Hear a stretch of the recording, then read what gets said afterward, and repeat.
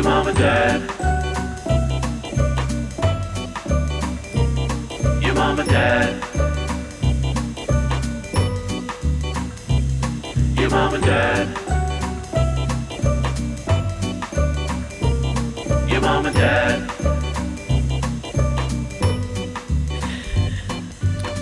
Well, hello, family. Hello. It's your mom and dad. Hello. Good morning to all. We love you.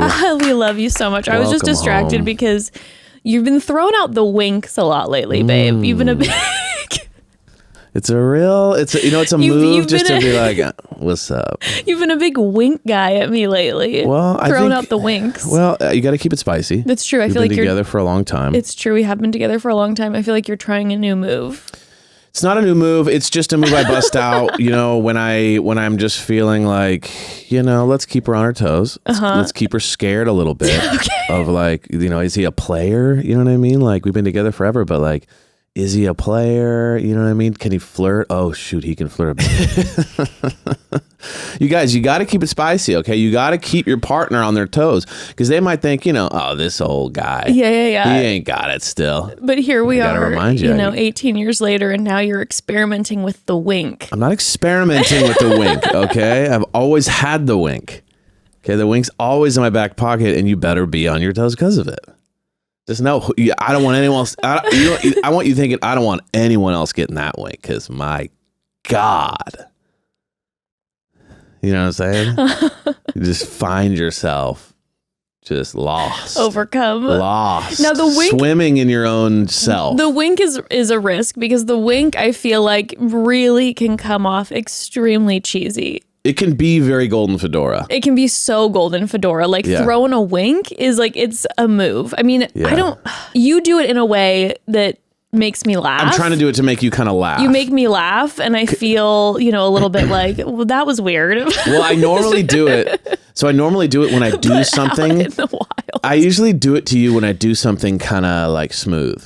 Yeah. You know what I mean? Like, let's or you say, do something that you did something well, or you accomplished something, like you've been throwing me the wink. Yeah, like if I accomplish something small, that's when I'll do it. Yeah, like you fixed an audio issue a minute ago and then you threw me a wink. Yeah, like if something were to be falling off the counter and I was to run and catch it in time, then I throw the wink because it's like, Daddy still got it. But a wink in the wild. A wink in the wild is a wild move.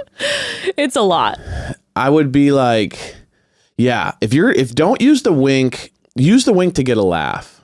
Yeah, not wink. a true flirting technique. No, not like... If a wink is thrown out seriously, I don't even know what I would do. Like if you had like a really nice car, don't get out of your nice car and look at someone and wink at them. That's, you know what I mean? Like that's bad. You got to know the wink has become somewhat of a joke. Right. So or like we're both joke. in on a joke. Sure. Like if I was to be, let's say I'm a single guy and I'm visiting my nephew and he has a big wheel. Okay. You know those kids things that like the big wheel? Sure. Let's say I was to be on that in a neighborhood and there were to be a pretty girl walking by and I like slide by her and give her the wink on the big wheel. Cause it's like a joke. Like I'm winking like I got the nice car, but I'm really on a kid's big wheel.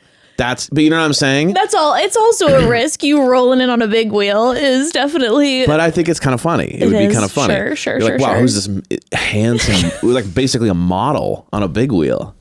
You know what I mean? Like, I think that'd be weird to see a model on a big wheel. What? Model on a Big Wheel, my new single coming out this Thursday. You know when I think of the wink, and I just think of like the type of person that would do the wink regularly, is a bartender mid-shake. Oh, like so many winks. And he's like shaking the martini and he looks and he just kind of goes, "What's up?" So like, many winks. The bartender shaking the martini is the wink guy. Yeah. When it's, and also like the bartender he's doing a lot. Yeah, like he's like, like you know how they do that thing where they line up 4 or 5 glasses, which is very impressive. Or when they've got the dual things, and they're just doing flips and whatever. It's very impressive, but it can be a little much. Sometimes if I'm just trying to get a drink and there's, the guy, he's really proud of his craft and he's spinning 15 things and throwing out a million winks always, it can be a little much. I'm a little bit confused on how aggressively bartenders shake. I mean, you got to mix it up. But I mean, couldn't you just be like, and be done? Like I've seen many people do it that way, but when they do it above the head and it's like a that bothers me. You know what I'm saying? Like I'm not a big fan. If I'm just being super honest, and apologies to anyone out there who is this, I'm not a huge fan of, I think they call it flair. Oh, in the bartending world? Yeah. Like when there's like, I practice on how to like be like a show person. Like, sure. Let me throw this bottle in. Every once in a while, if you can pull it out as like a thing, sure. Or like a moment to impress the room, depending on what bar it is. Sometimes it's in like Vegas and it's like a thing. Sure. Yeah. There's fire behind you. There's dancers behind you, and then you got to add to the drama of what's going on. But like if I'm going to like my local dive and someone's throwing bottles behind their backs, it can be. Because then I also feel too like I have to watch. It's, you know what? It's a very serenading energy. Like I have to keep eye contact with you as you wink 1,000,000 times and do this. And now I feel the pressure to like be like, oh my God, yes. And even though it is an incredible craft, I can feel a little uncomfy. It's like juggling. You know what I mean? It's like amazing. Yeah. But do we need it?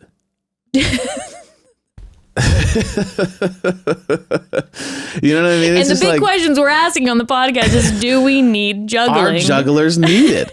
You know what I mean? Like you see it and then you're kind of like, yeah, okay, amazing. Right. But the shock goes away kind of pretty quickly. Yeah. And you realize like, I just want my drink. This is clearly adding time. There's a line behind me. This is adding time to the getting the drink thing. You know, I was once at a bar and the bartender was full of flair. Yeah. It was a lot of flair. He also big winker. You nailed that. Well, he does the flair because he thinks it's going to get him laid. Yeah, lots of winking going on.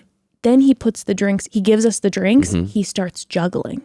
So we had a combo. He was juggling the citrus in front of us. So it was like... Oh, he's juggling oranges. Yeah, different citrus. What a mix. He's juggling the garnish. So remember I came back and I referred to him as the juggler because he wouldn't really leave our crew alone. He was actually Instagram free Aunt Katie was there and he was really trying to make it work with Instagram free Aunt Katie. And I was just about to say the juggler wouldn't go away. I was just about to say Instagram free Aunt Katie is absolutely the person that would be like, oh my God, are you seeing this? Yeah, and I'd be like, what? She loved it. And then he caught on that she loved it and he would follow us like to our table and continue the juggling of the garnish. And I was like, listen, my guy, impressive, but stop. We've seen enough. Because I think most people are kind of towards my camp probably a little bit where it's like, cool, but like, I think we're good. You know what I mean? I think we're good. But then, you know, Instagram free Aunt Katie is just like, you know, she loves fireworks and it's her flowers. Most favorite thing. Yeah, and you know what I mean? So there's just a joy about like, maybe that's the issue. That's what I'm saying. Is that Maybe we don't have enough joy. We don't have enough magic in our life. I think we need more magic in our life, or we should appreciate magic a little more. And I think that maybe that's the problem. So it's probably on us. Right. Honestly, the jugglers out there, the flair bartenders, that's on us for not enjoying that. Which brings me to a new thing, but should we take a break quick pause. Yeah. We got to take a quick pause. Okay, family. So it's spring, but the summertime is upon us. A lot of us are going to be traveling. And I got to tell you all about my favorite luggage to take trips with, my base luggage. Oh my God, Evan and I got our base weekender bags a few months ago and we're absolutely obsessed with them. I mean, these bags, they've got it all, okay? They can fit so much into this bag and they're also so chic. Yes, they're amazing. They're my favorite. Yeah. Base was created by actress Shay Mitchell to make sleek and affordable bags, luggage, and accessories designed to help you travel effortlessly while looking fashionable. And Base has thought of everything you could ever want in a piece of luggage. 360-degree gliding wheels, a cushion handle, built-in weight indicator, washable bags for all your dirty clothes, and all the interior pockets you need to keep them organized. And like we said, we're obsessed with our Base Weekender bag, but you got to check out their website to see all their amazing options. All the luggage comes in multiple sizes and colors, and every piece is made to look better with miles, so you don't have to worry about it in cargo or the overhead. And Base, by the way, has over 30,000 five-star reviews. Okay, amazing. Right now, Base is offering our listeners 15% off your first purchase by visiting basetravel.com/momdad. Go to basetravel.com/momdad for 15% off your first purchase. That's BEIS travel.com/momdad. Okay, what were you saying? So I was going to get into this. So we were talking about juggling, flair. Yes. That kind of person. Yes. And which brings me to the joy and magic of life. The joy and magic of life, which brings me to what we did last Friday. I mean, technically, yeah, a few days ago, Friday. A few days ago. So we went to this place called the Magic Castle. I hadn't been since I was... Long time. Maybe 15. It is quite a magical place. Yeah. Literally magic. Literally. So it's this like private club. It's an old Hollywood mansion that they turned into... I mean, I don't know, just I guess a place where they do magic. So it's like run by these people that basically turn every room into like a little magic show area. And there's like magicians from all over the world coming. The best of the best. The best of the best. And so you basically get led room to room watching different magic shows and hanging out with the magicians and this whole thing. And it's a very like cool, dark, mysterious, old from the 60s. No photos allowed inside. Photos allowed. You can't reveal the tricks. Right. But it brings me to the type of person that is a magician. Because it's one of those things where I think it is underappreciated in the amount of work it takes for them to become tolerable. Even. You know what I'm saying? Oh, you mean because when you see bad magic, it's rough. Not even bad magic, just okay magic. Like, we're just at a point now with the internet and everything where it's like the magic has to be fire, right? Like if you walk down the street and goes like, "Can I do a trick for you?" and it's like, "I can guess your card." That's it. It's like, and it's just like 2 moves. It's true. Now with social media, we're like, yeah, I've seen this a billion times. That's what I'm saying. So it's like the amount of time, you talk to these magicians and it's like, oh yeah, I've been doing this for 20 years, practice single tricks for years at a time. Yeah. That it's like, it is a massive, like it's got to be a thing that you were just into and obsessed with and love. And then you didn't even think of it as like a career until like it was a career because it's a ton. That being said, why is it that they are all very similar? Like if you know a magician, there's a magician personality. There's a magician personality. It's true. I wonder what that is. And it's also a big wink personality. It is a big wink personality. It's a big wink personality. I believe there is a through line. As someone who comes from musical theater, it is a similar through line. We're showboats, Evan. Yeah, would it be safe to say we're show people, okay? We're showboats. Would it be safe to say, and I'm not trying to offend anybody, but would it be safe to say that the through line for all of you is what we call a little cringe? Well, first of all, how dare you? But there is this like, you're amazing at what you do, but there's also like a real cockiness going on. Are you calling me cocky? I'm calling anyone in those fields. Like there's like a, what up? That's what I'm saying. We got a showboat. Welcome to the best day of your life. It's exactly what I told you with how I believe if I was on Love is Blind, I would be super cringe. On a reality TV show, I believe I would be super cringe because I'd be like, everyone, it's a performance. And you wouldn't get me. You'd get performing Jess. Right. Which you've seen before throughout our lives together. I'll never forget the first musical theater show that Evan saw me in. And Evan was like, you were great, but I could also tell he had a little bit of the ick. Guys, I'm so sorry. When I came out, but it is I crushed. I think I crushed. And I came out and I was still in my costume and I was just like, feeding off of the energy. And Evan was very complimentary and was so sweet about it. But I could also tell deep in your soul, you were like, that was a lot to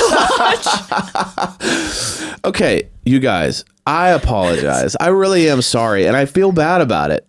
Because you need more joy for life and the zest for the showboat. I agree. Yeah. I agree that I need some more zest. And I'm trying to figure out what it is about the magician, the bartender who shakes too heavily and juggles the citrus, the garnish. Yeah. Those type of individuals.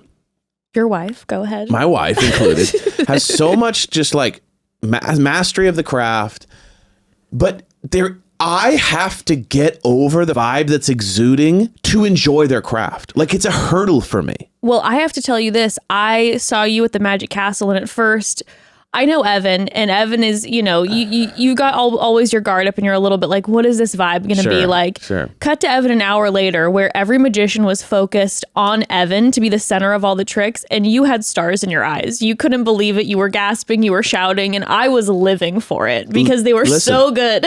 We had a blast. And it was like I got over the hurdle. I can't figure out what it, like, can you explain it to me? What I think it is on your end, and this is really part of my life's goal, I've decided, and maybe why, we're able to be together for so long and, there's still that adventure. Oh, real quick before you continue. Yeah. My first instinct is that extra, in the way that, like, if someone says you're being extra, that can be a trigger for me.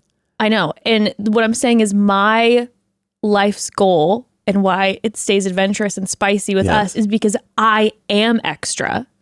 In our daily life, when I'm very dramatic. I'm always like fake fainting all over the house when I'm trying to tell you a story. I'm very dramatic.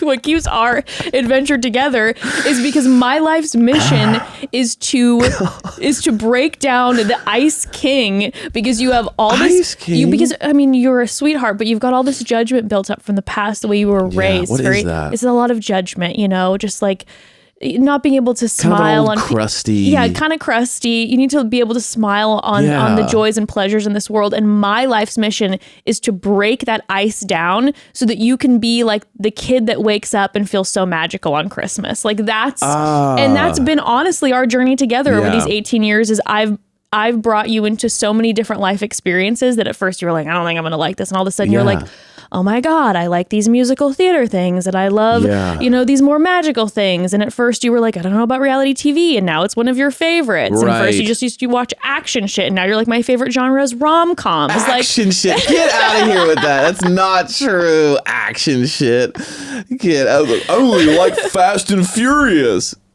I only watch the first 10 of those every day.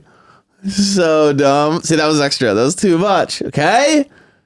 Watch her juggle. Okay. I understand. And you know what? That's kind of what I'm feeling the older I get and the more I realize how much like judgment is in my heart. Yeah. Is that there is a lot of magic to be held. There's so much magic. And I think having a child has helped you a lot too, because Ember is so magical. She's so magical. And you're experiencing now things. You're honestly reliving, you're healing your childhood by slowly having these new experiences that you wouldn't have had before, places you wouldn't have gone before because you have a kiddo. And now all of a sudden you're like, I'm obsessed with Disneyland. You know what I'm saying? Yeah. And I can't believe those words are now the truth. I know. To say... you guys, I used to hate Disneyland. I know. Don't even. I used to just be like, oh. Literally, I can't even look at you in the eyes when you say that. But now we love Disneyland because Ember showed me the magic. But I know that ice will be always a little bit around you. So it's fun for me to spend my life being like, check this out. And you at first be like, and then. Yeah. God. Okay. I mean, I deserve that. I called you cringe. I'm like, yeah, I get it. I deserve that. I'm Cringe Lord and you're Crusty King. I mean, I don't know what to tell you. Cringe Lord and Crusty King. To anyone out there, you and your partner, I'd love to know if this is like kind of a, like, what do you call it? A typical dynamic. Yeah, I would love to know that. Like, are there typically kind of crusty lords? And then cringe lords. And cringe, cringe kings and cringe lords, where there's like one person who's... No, crusty kings and cringe lords. Whatever. Crusty kings and cringe lords, where there's like... crusty kings and cringe lords. I mean, if that's not merch or something, like, what are you? Are you a crusty king or a cringe lord? You know what I'm saying? Because I bet for all you all out there in relationships, I bet there's a lot of crusty kings and cringe lord dynamics. Sure, yeah. Where there's someone who's kind of just like overtly life's magical and the other person is overtly skeptical. I mean, it's either that or it's two cringe lords together or two crusty kings together. Two crusty kings? That's a dark vibe. But, because I think about myself and it's like if I had another one of me around, I think that you probably wouldn't find a lot of joy in life. But if you notice, I surround myself with cringe lords. Yeah, because you love us. That's and you true. like to be like, you guys are being blah, blah, blah. Those are my favorite people. I know. Because you bring the joy. I know. So here's what I'm going to start, you guys. I'm starting magic classes very soon, as well as juggling classes, as well as bartending classes. Yeah, he's going to do it all. It's going to be the summer renaissance of Evan. The summer cringe. Summer of cringe. Mm-hmm. Wow. And if you notice, cringe lords never talk about wanting to become more crusty kings. No, because they have the zest for life. It's true. Man. Okay. What a lesson to learn here, guys. Started the pod off being judgmental. Yeah. Learned a lesson. That's therapy right there. It's called growth. That's called, I haven't gotten to the point where I can discover these things on my own, but they can be pointed out to me and I can grow. I love that. Wow. Congratulations. But you had a blast at Magic Castle. Oh my God. I was alive. I was living. It And was you don't- incredible. And you know, and let's also be honest too, a lot of the magician vibe too is there's a swooning hit on your girl energy as well. Like, so there's a lot of like, you know, walking up to your girl and being like, well, I thought I was good at magic, but this place lights up with your whatever, you know what I mean? Mystery. Like That's just a reminder to you to step up the game, Right. Crusty King. Step it up. Okay. Got it. I literally we all had the best time Yeah, ever. it was sick. So much fun. Highly recommend if you're able to go. Okay, but I want to share some reality TV news with you. Gotcha. Okay, we got to dive into a little bit of reality TV news.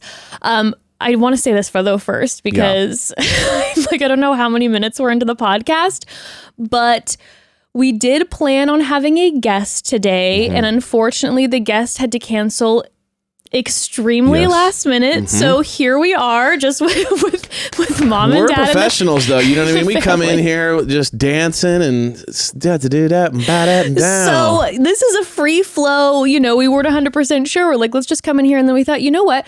We have not yet done a full call home extravaganza. Yeah, like where we're just sitting down with the family, fireside chat. And I'm like, and today, since we're left with the family, let's talk to the family. So want to get into that. Yes, 100%. Oh, and also please tune in for Friday's episode as well, because we do have a guest for sure for Friday's episode. It is a familiar guest to you all. I think you're all going to be very, very happy. So that'll be Friday, but want to do a call home extravaganza together. But first, we need to talk some reality TV news. Okay. Yes. Okay. Number one, Charity's promo photo just dropped. Oh, yes. And it's stunning. The roses are everywhere. It's getting me so lit up. I am ready. I am ready for this season. And I keep forgetting about how they're going to have her brother at the top. And I do think there's going to be a different energy. I'm feeling a fun, fresh energy this season. Yes. And Charity is fun and fresh and wonderful. So I'm feeling great about that. That's June 26th. Okay. So everyone remember that. Mark the calendars. I can't wait to dive into that again. On unfortunate news, in Bachelor Nation, Brandon and Serene broke up. Yes. Which I saw.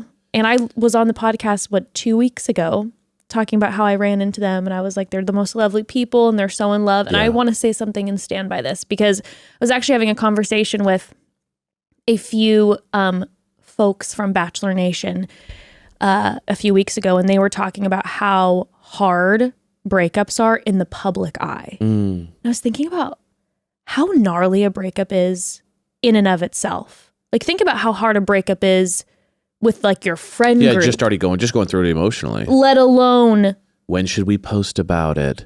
Trying to figure that out. People having like visceral reactions to it, or just trying to, take a side when there's narratives. How about like if it's a completely mutual breakup and then everyone's like, I bet he cheated. I bet she did this. I bet this. And then they're trying to create dynamics that what I did see him walking to this bagel shop and I thought I saw him with someone. Like there's always like people are trying to create things all the time. That would be a nightmare. It's a nightmare. So just wanted to take a moment and say a shout out to Brandon and Serene. I stand by what I said when I said they were literally the loveliest people, and I felt the love between them, because you could tell that they deeply care about each other, and sometimes things just don't work out.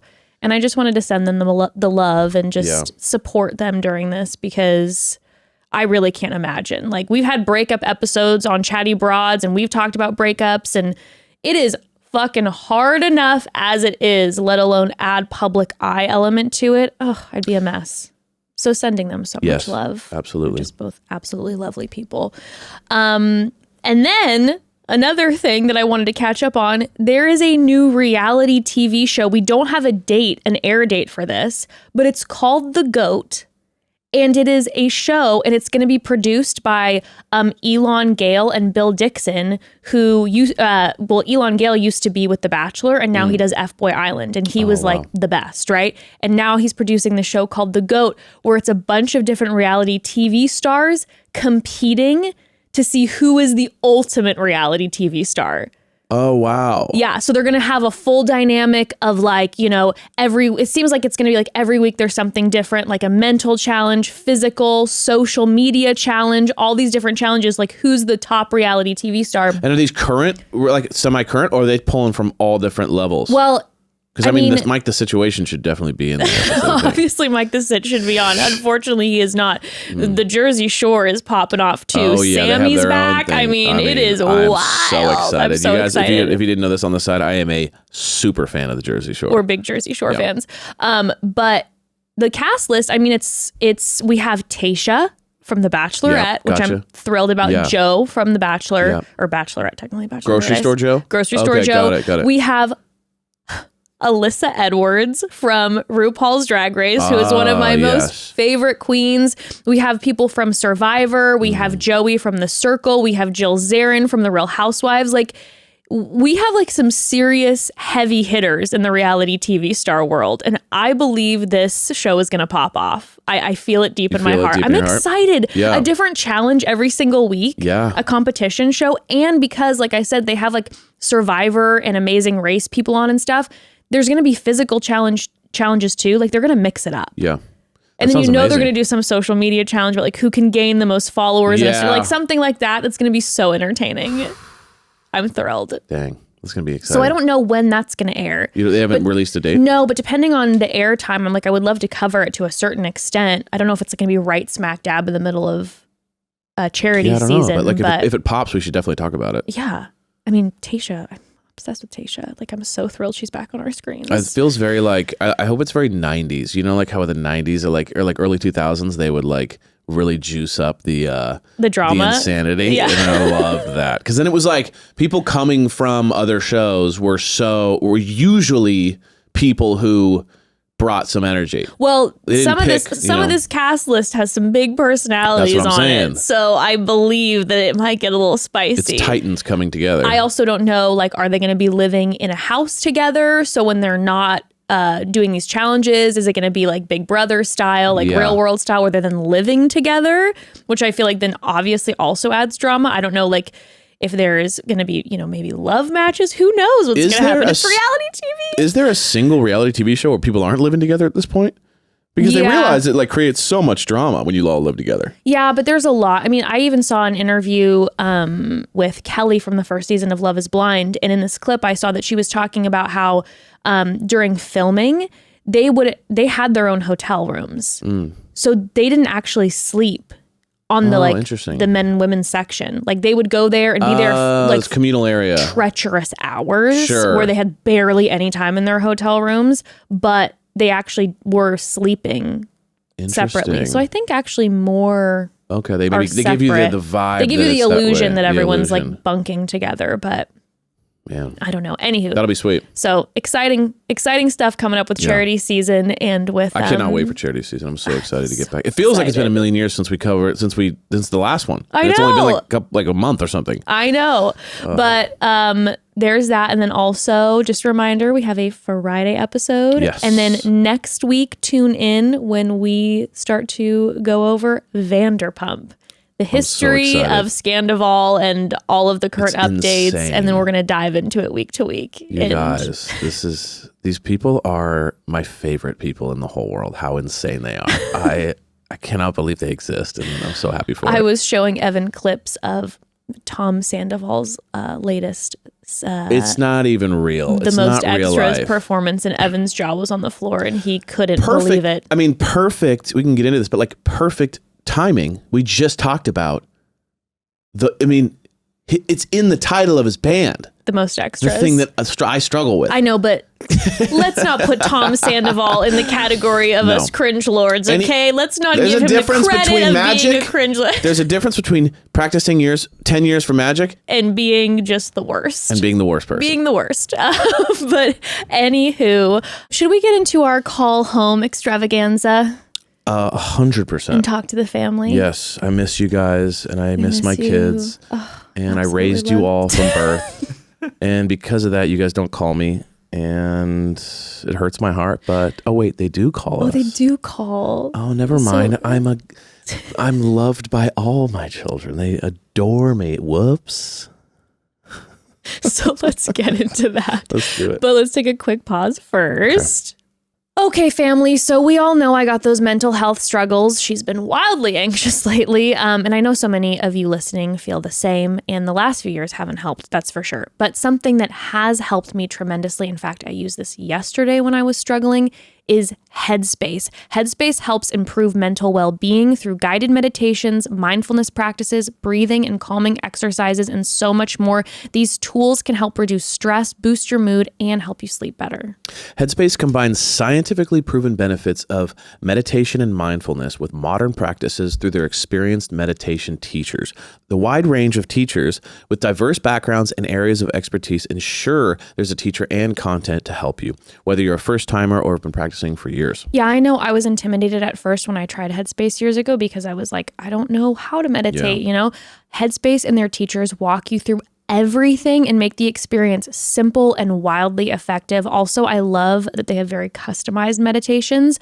Yesterday, I walked through one specifically about some of the fears that I was processing and feeling. Headspace has the world's largest library of content with over 1,000 hours of clinically proven mindfulness exercises. They also have options if you're pressed for time and only have a few minutes. So Headspace has helped me and more than 100 million people worldwide. They can help you too. Listen up. You do not want to miss this. We've arranged something special. For a limited time, all of you can try Headspace free for 60 days by going to headspace.com/momdad60. You won't find this offer anywhere else. You must use our link, headspace.com/momdad60 to unlock all of Headspace free for 60 days. This is not something they normally do, okay? Headspace.com/momdad60. So here's the thing. We're all busy, okay? Let's be honest. It's the nature of life right now. We are all busy, and sometimes getting into the kitchen and cooking isn't an option. Well, the game changer for me and us for years has been Daily Harvest, a delicious, healthy game changer. Daily Harvest delivers delicious smoothies, flatbreads, soups, harvest bowls, bites, and more, built on sustainably sourced fruits and vegetables, all right to our door. With easy to prep options for any time of day, Daily Harvest keeps our freezer stocked with good food that's always ready when we are. And the best part, no shopping, chopping, or heavy lifting ever. And I'll be honest, we are restocking our Daily Harvest constantly because we eat our Daily Harvest up fast because we love it and we fight over it, okay? It's all so good. My personal favorites are the mint and cacao smoothie. I cannot get enough of this smoothie. Ember loves the strawberry and peach smoothie. And their harvest bowls are unreal. The sweet potato and wild rice hash bowl. Like I said, this is the thing we fight over. It's so delicious. Also, their latest drop is a collection of grains that have been helping me get dinner on the table in minutes.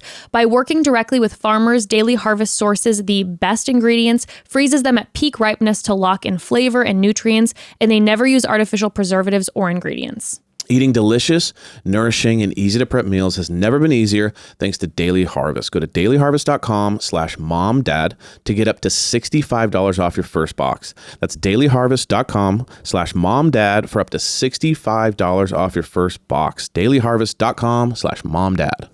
All right, let's do this thing.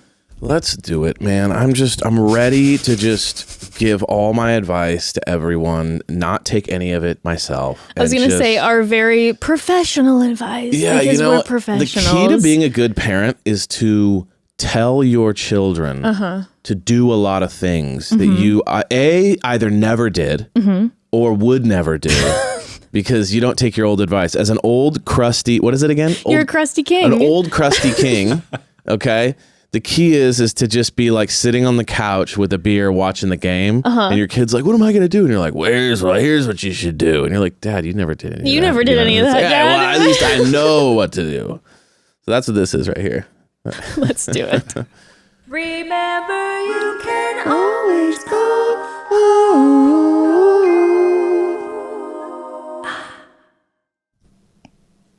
Hey, Mom and Dad. I am calling in to ask a relationship question.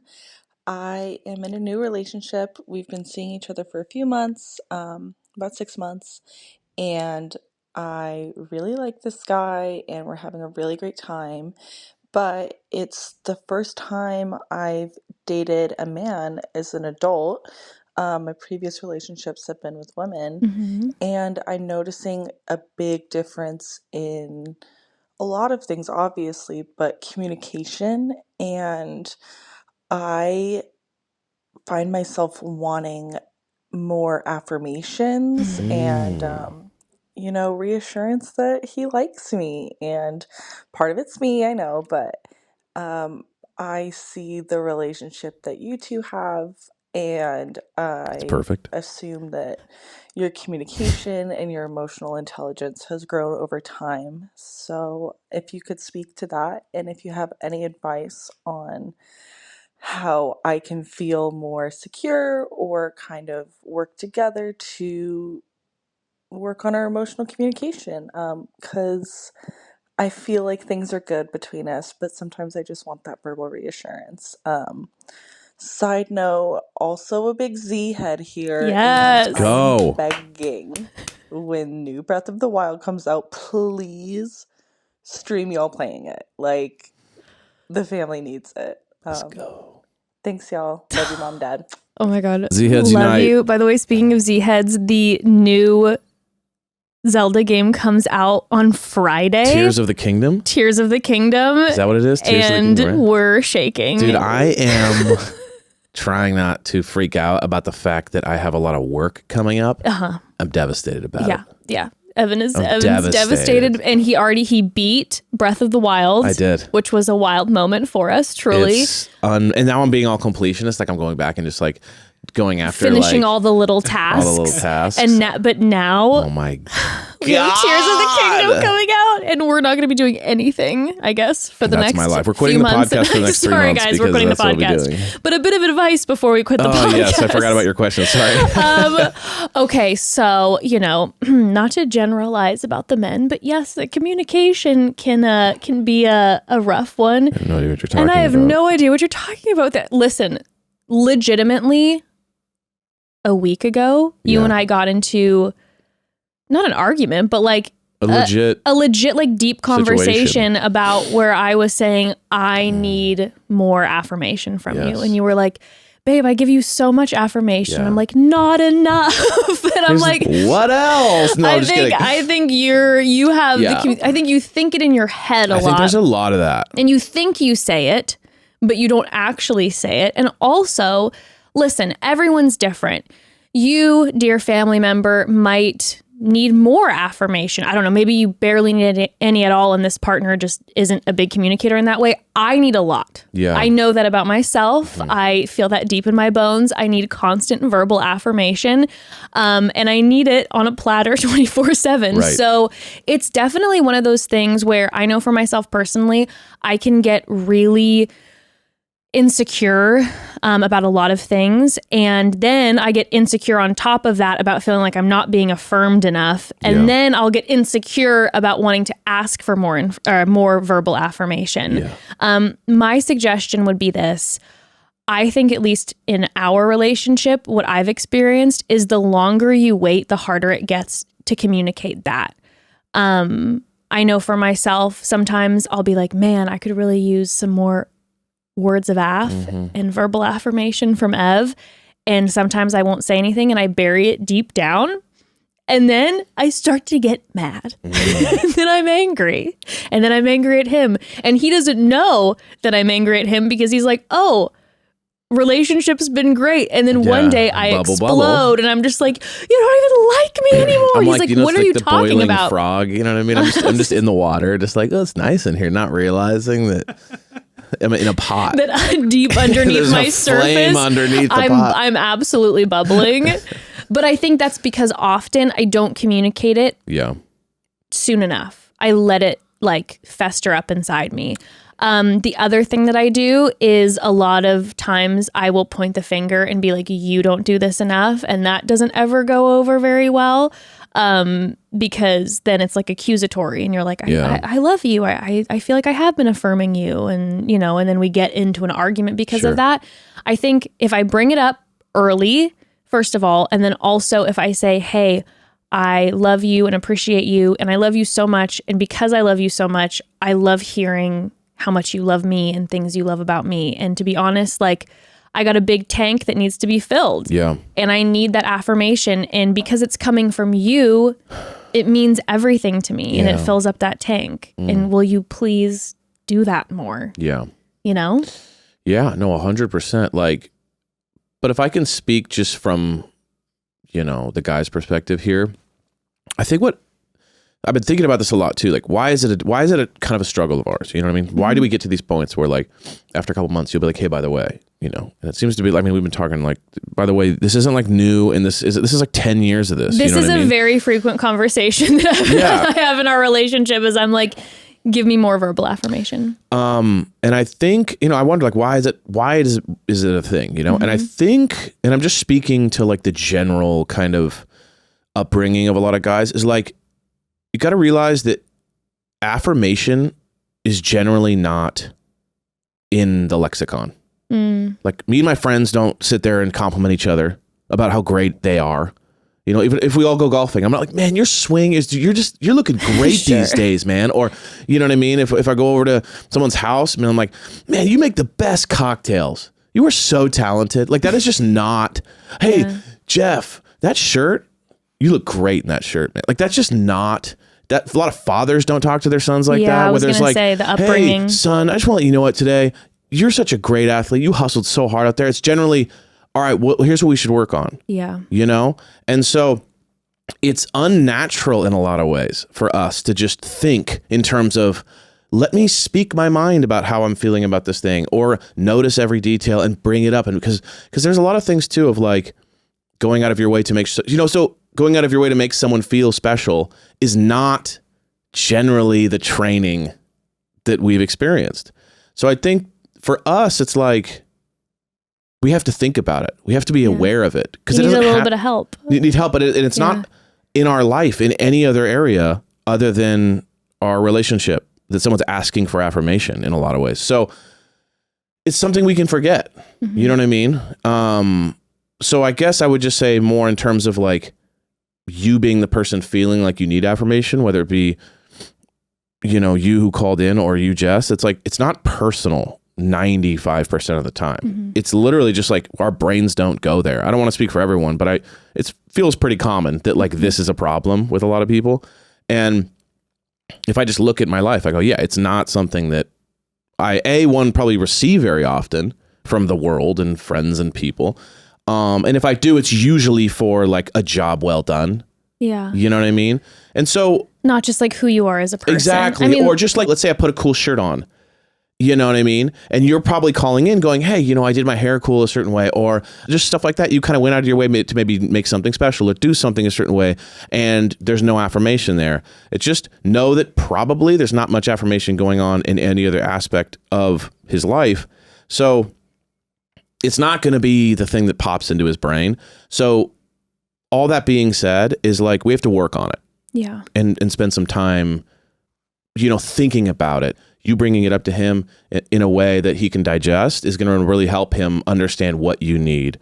Because it's like anything, you know, you're going to ask for things that you need, and I'm going to ask for things I need that aren't natural to you. Right. And we kind of, I don't want to say train each other, but we kind of help each other train, you know? Yeah, we help each other out. What you're saying makes total sense. And like, just I think the culture too of like the raising toxic masculinity where like you have so many dads who can't look at their sons and say like I love you and I think you're so special, and then of course that's then going to be learned, and then that's not something that's taught generationally, so then it's going to be a little bit harder. 100%. So that makes perfect sense. And yeah, I think then as a partner, like you were saying, then we can remind and be like, hey, this is what makes me feel really loved and really special, and it's because I care about you and I love you, and I need that affirmation. And I know it sounds like so not sexy to say this, but sometimes what does help, I feel like, at least in our relationship, where I'll walk in and I'll be like, don't I look incredible right now? Or I'll come into the kitchen, I'll be like, don't you love me so much? Right. And I'll push the conversation just as a way to remind like, hey, this is how I feel loved. And I know it's not something that right away pops into your mind. You might be thinking about it, but verbalizing it doesn't come quite naturally, probably because of the way that you were raised. So can you let me know? Totally. And I think that's also huge too. And again, this is not, I'm going to say this, and this is not my recommendation for you to do this because he deserves it. It's more like a means to an end. How do you get what you need? You know what I mean? And I think one thing to be careful of here is to not go out of your way to make him feel bad, because that won't trigger a natural change out of him. So like if you walked up to him and just went, how come you never compliment me? Yeah, well, that's what I was saying early. Right. Sometimes when I look at you and I'll point the finger and I'll be like, you never, da-da-da. The argument, you're going to get defensive naturally because you're like, I love you. So and it's not only that I love you, but it's going to trigger in me a defense mechanism. It's not going to trigger in me, oh, Jess needs something and I want to be there for her. Yeah. All I hear is, Evan, you did something wrong. And when you are a person and you hear you did something wrong, generally people don't go, oh, wow, please tell me more. Yeah. It's well, I've done a lot of things right. It can get like that. It gets defensive. So if you're looking for that affirmation, I would recommend doing what Jess is talking about, which is like your feelings are going to say, how come you never compliment me? But you should go, what's the best way to get to a solution here? And it's probably going to be like, hey, can you do me a favor? If you see anything that you appreciate about me, can you try to remember just to let me know? Because it means a lot. That'll help that person be like, oh, wow, okay. They're asking for something from me. They clearly love me. They want to be loved. Oh, okay. So I think it's all about how you approach it as well to kind of keep it locked in. Yeah. You know? So, because it can be a temptation anytime we're hurt or frustrated at someone to just kind of go, how come you? Yeah. And you have every right to feel that way and to want to say that, but just know that it might not get the result you're looking for, which is at the end of the day, more affirmation. 100%. You know? 100%. Also, then a reminder too, I don't know if any dads are out there listening to this, but definitely make sure you tell your kiddos how much you love them. Yeah. And how special and wonderful they are to break that cycle. That's huge. I mean? That's huge. Yeah.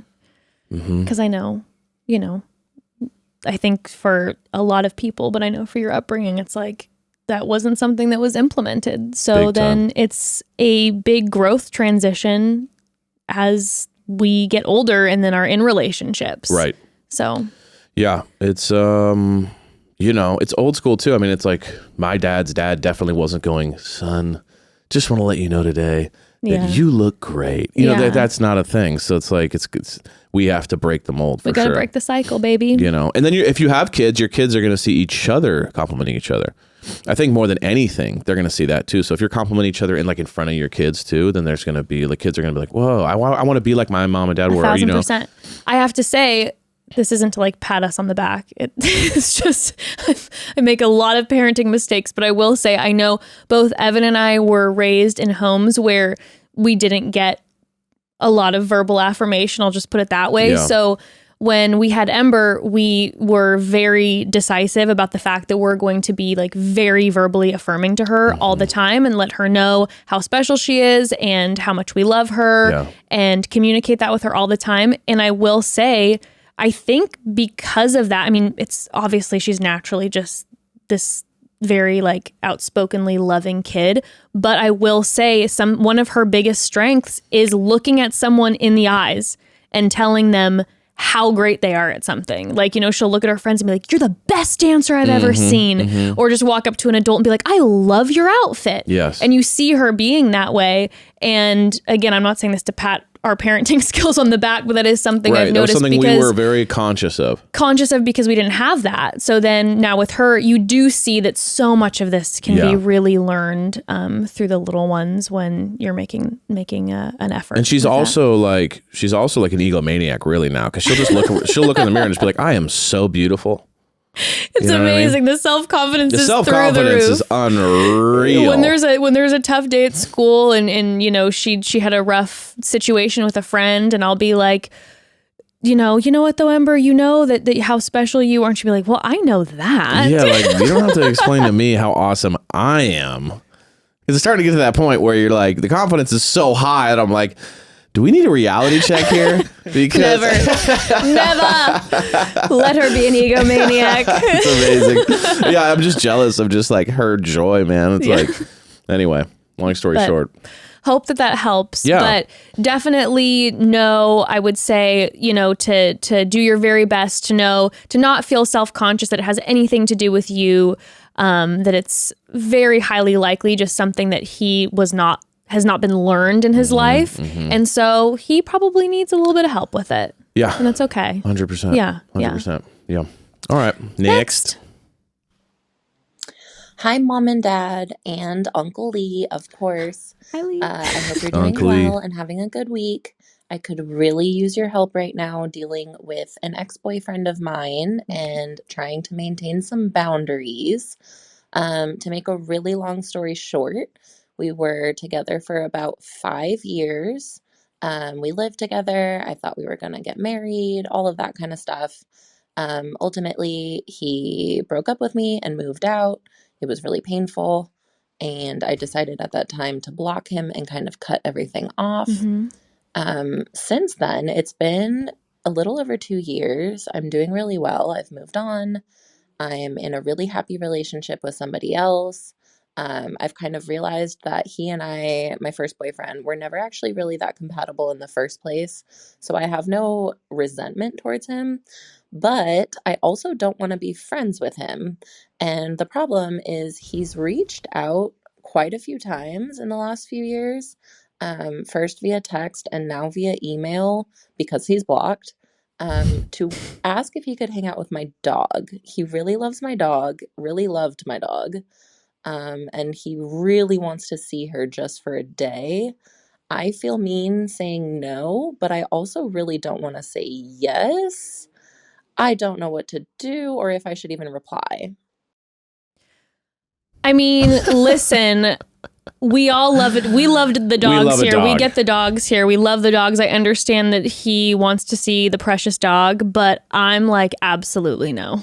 I have a solution. Okay. Current partner, here's what you do. You say, hey, I'm going to call your ex Jeff. Hey, Jeff, I know you want to see Teddy so bad. That's the dog.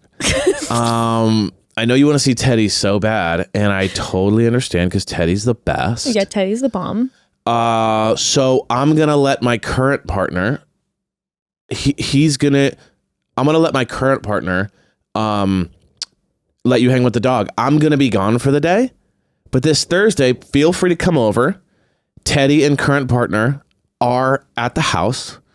So please come by anytime and have fun. You'll see real quick that Jeff is weirdly busy that day. Surprise, Jeff just got busy. Yeah, Jeff just got busy and he wishes he could be there. The thing about Jeff is that he got busy. And here's what's going on. Also, don't suggest though that he comes to your current apartment. Meet in a neutral location. Current partner will be at blank blank blank park with Teddy. At frozen yogurt shop. Yeah, exactly. Because that's what's going on. This is clearly just a way to get to you. What happened here, I'll just break it down for you, even though we don't know the facts. I'll tell you the facts. Jeff got broken up with recently. He's feeling lonely. Has revisionist history of your guys' relationship. He's thinking about the good times. Maybe he was on Instagram or on Facebook, because it was probably back in the Facebook Reminded days. how wonderful you are. Saw an amazing video that popped up when you guys went to that, fair and made out on the top of the, Ferris slingshot, the Ferris wheel.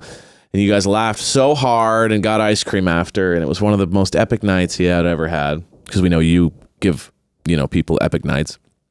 And now he's sad and he's depressed about it. And he's thinking about all the things that went wrong. And could we still make it happen? And that's what's going on. And so that's why he's emailing you. And he's blocked. I mean, just the fact that he's blocked alone says that there should be absolutely no communication. But old, sad slingshot Jeff is definitely using the dog to get to you. Oh, 1,000,000%. Like I said, we love a dog. And I'm sure Teddy the dog is absolutely precious. But 1,000,000%, this man is trying to fly close to the sun and have a nice one-on-one moment with you. Have a moment where you guys are with the dog and do the whole cute. remember when, and is hoping that maybe it'll lead to something. No, 1,000,000%. And I'm sorry. Again, I'm sure he adores the dog, but like Evan said, the fact that he's finding any way to get into communication with you, even though he's clearly aware he's blocked because he can't communicate other ways, is like, hold up here, Jeff. Yeah. We've been broken up for years now. Mm-hmm. And he broke up with her, I believe, too, she said. Yeah, I didn't catch who broke. Did you catch that, Lee? Who broke up with who?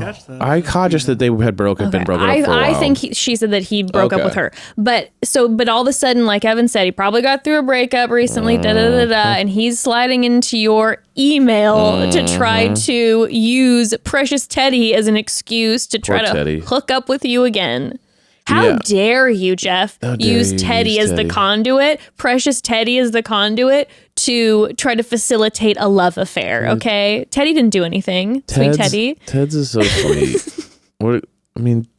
Teddy is a Chihuahua, obviously. A Chiweenie mix, of course. And Teddy loves everyone. And so Jeff thinks that like he has a special connection with Teddy. Teddy loves everyone. Teddy loves everyone. Teddy doesn't love you more. No. You know what I mean? Teddy loves. No, he loves his mother. Exactly. The most. Exactly. Yeah. So we're done with Jeff. Jeff's gone. Yeah, I think. But I do love the idea of testing this theory and then sending us another voicemail to let us know what happened. I do love that. But 1,000%, all of your intuition and feeling of like, I'm blocking my ex on everything, I'm moving on. I think that was fantastic intuition. And now he's trying to break that intuition down and slide into the email and figure out any way he can get to you. I say you keep that guard up. You keep those things blocked.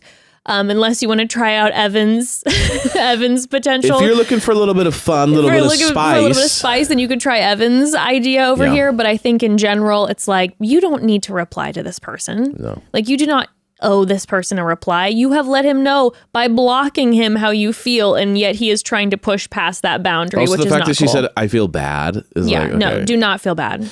Also, if he had been seeing your dog like every month for the last 2 years, that's different. But the fact that like he just pops up 2 years later, it's like, I just miss the dog. Yeah, if you it's guys had like co-parenting you situation. never fed the dog even when we were together. Jeff? He would shit on the floor. I'd come home from work. It was all over the place. Jeff, you were always gone. You barely hung out with Teddy. It's classic. No, if it was a dog that you guys like, you got together and you were co-parenting, and like every like few weeks you would come see the dog, even at the beginning, that I think that's a little bit different. But all of a sudden out of nowhere to be like, so I miss the dog in your email. Exactly. No. Jeff, I'm surprised it's not your LinkedIn. I could see Jeff sliding into the LinkedIn and being like, hey. What's going on? Yeah. No. Oh, maybe on offer up. He's hitting you up, Venmo. He's sending you money. Yeah, he's like, please. For dog food. Oh my God. Yeah, bye, Jeff. Nope, Jeff, Next. bye, out of here. All right, family, one more quick pause. So the weather is getting hotter, the parties are beginning, and we are working on our efficient hydration over here. So obviously we look to Liquid IV to help us. Liquid IV is the category-winning hydration brand fueling your well-being. And in just one stick, you get 5 essential vitamins and 2 times faster hydration than water alone. Use it first thing in the morning, before a workout, when you feel run down, after a long night out, on long flights. So many options. I love them. And it's it's delicious. They have 12 refreshing flavors to keep your hydration routine exciting. I personally like strawberry lemonade and tropical punch, but honestly, all of them are really, really good. And again, they contain 5 essential vitamins, B3, B5, B6, B12, and vitamin C. They're all made with premium ingredients and have 3 times the electrolytes of traditional sports drinks. Liquid IV also is non-GMO and free from gluten, dairy, and soy. And Liquid IV believes that equitable access to clean and abundant water is the foundation of a healthier world. And they partner with leading organizations for innovative solutions to help communities protect both their water and their futures. To date, Liquid IV has donated over 39 million servings in 50 plus countries around the world. Grab your Liquid IV in bulk nationwide at Costco. You know I'm a Costco head. Or you can get up to 20% off when you go to liquidiv.com and use code MOMDAD at checkout. That's 20% off of anything you order when you shop Better Hydration today using promo code MOMDAD at liquidiv.com.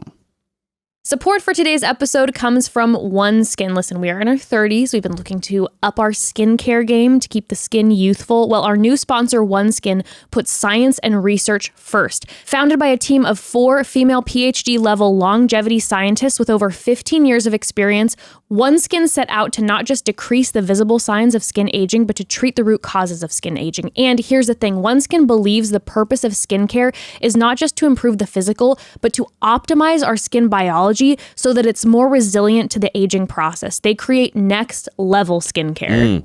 We're talking essential face moisturizer, eye topical supplement to firm, and a topical body supplement to keep your body moisturized so your skin functions like younger and healthier skin. It's actually incredible. We both started using it a few weeks ago and I'm already seeing some changes. But how, may you ask? OneSkin's products are formulated with their OS01 peptide as the primary active ingredient to support the skin's ability to resist the effects of intrinsic and extrinsic aging factors. Their flagship product, the OS01 Face, which we've been using, is clinically proven to strengthen the skin barrier and improve key skin health markers, meaning signs of aging are significantly diminished. OneSkin is the world's first skin longevity company.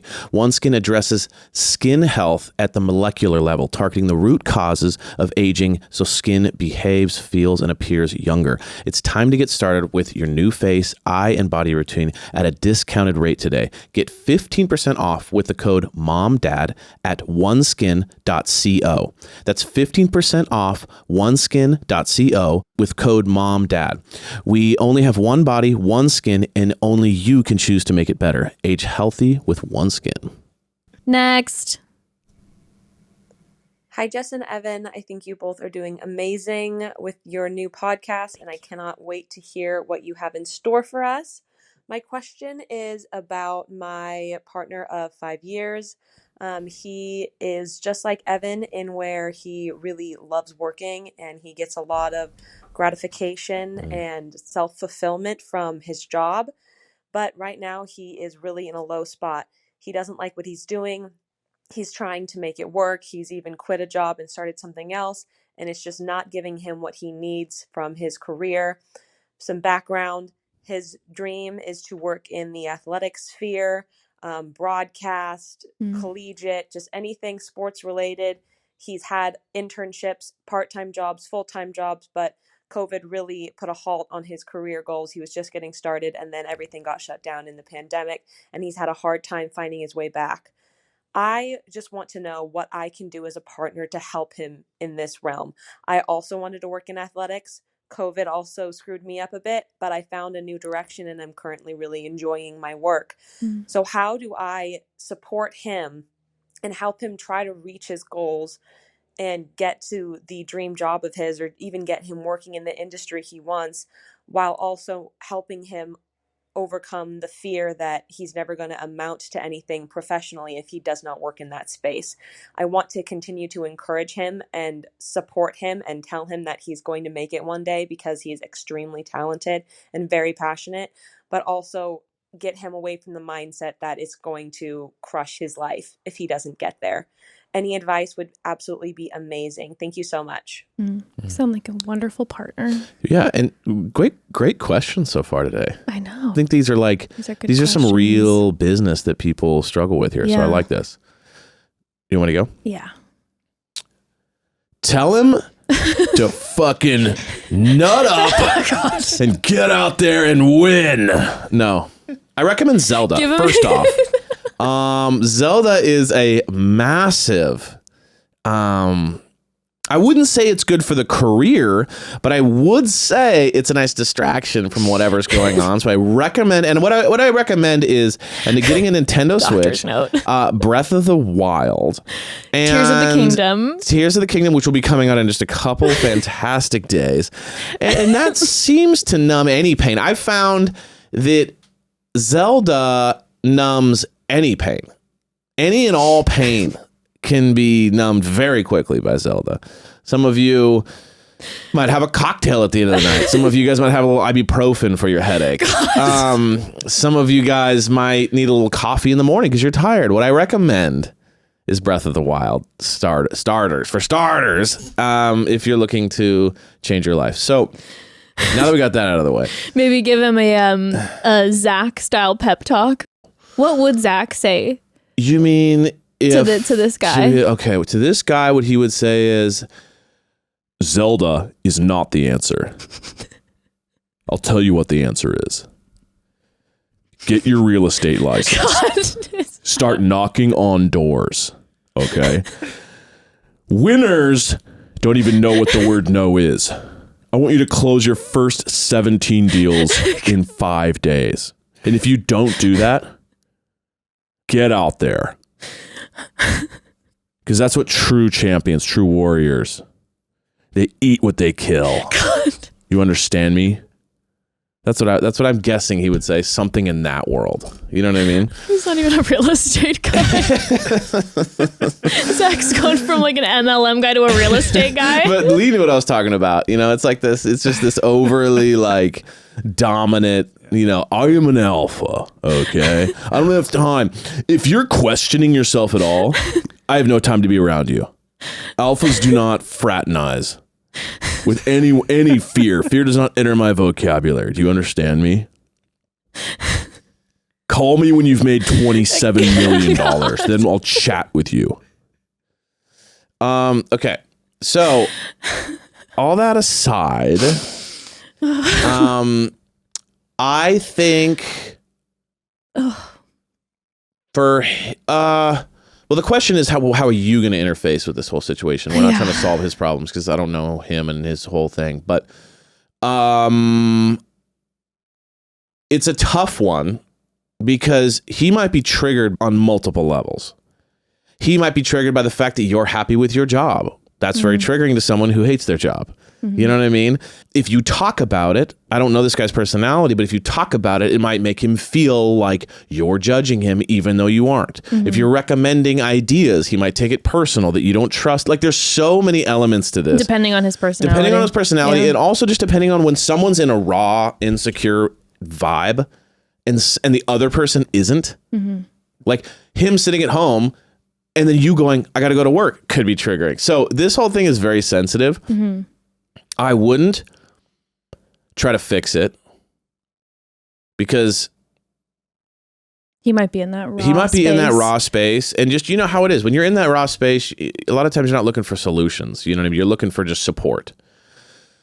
So you know him. So make him not feel like you judge him for this. I know you don't, but just go out of your way to make him not feel. You know what I mean? Maybe actually give him a little boost of confidence. Compliment him on something he's good at. Like affirmation. Because I can think when people are feeling a little down and out and frustrated, it's like a kickstart thing. It's a mentality thing. It's not about like the fixing of the career or not. It's like get him back on track with the confidence. Get his mojo back. Get the engine revving again. Get the feeling of I can do anything again going. And I think that a partner can be the detriment or the what do you call it? Driving force. The driving force, the bridge to the next level. You know what I mean? And so just know that you're very powerful right now as his partner. Like you have the ability to crush him or build him. So you just God, no pressure. No. I'm saying if you don't approach him with some thought, you just know that your actions can be, a lot more intense than you are expecting or know. So I would just say, like, don't go out of your way to be like, here's what you should start doing. Why aren't you doing this? Like that. A lot of times that can be taken a certain way, even though you might be right. And you probably are. You could think, you're watching strategically, like, why isn't he doing this, this, and this? And you seem to be very supportive and sweet. And so I think it's all about mojo. When you're down and out, it's all about mojo. It's all about someone looking at you and being like, dang, you're killing that. Oh my gosh, you're so good at this. You're good at this. Kind of going out of your way to build him up a little bit to get the swagger back a little bit. Because it's that feeling that'll make you start thinking clearly again. It's the feeling that'll make you go out and take risks again. Maybe go for the job interviews. Maybe think a little bit like, oh, I should meet that person. But if you're feeling down and out, you're not going to go. Like, let's say that the boss of that job hangs out at this basketball court. If you're insecure and not in your mojo, you're going to be like, I don't want to play basketball, or I'm just too tired. But if you're feeling confident, you're like, I'm going to go play basketball and see if he's there. And then boom, he's there, and we talked. But you're just going to try these things. And so I would say just focus on making him feel confident again. Don't focus on the career. Sure. Yeah. That would be my, obviously there's many elements and things you can do, but that would be my first approach. No, 100%. I was thinking about when we were very young in our marriage, and even before we were married, but you've always been involved in the music industry, and it's a very tough industry. It's tough to get in. And I remember towards the beginning of it when you were doing well, but then you'd hit a wall and it'd be like, oh, I can't get to this next level, and I'm trying to meet these people and it's not going the way that I like it. And now I'm in this position and I don't really like this one, but I want to get here. And it was kind of a similar energy where you were feeling really down because you were like, I want to be in this situation, and there's roadblocks sometimes. And I remember what this dear family member was saying about how she said that her partner is so talented and she wants to encourage him because she believes so deeply in how talented he is. And I remember feeling that way with you, where I'm like, you are so gifted in the music industry, and I'm like, I want you to get exactly where you want to be. You should be exactly where you want to be because you're absolutely talented enough for that and beyond.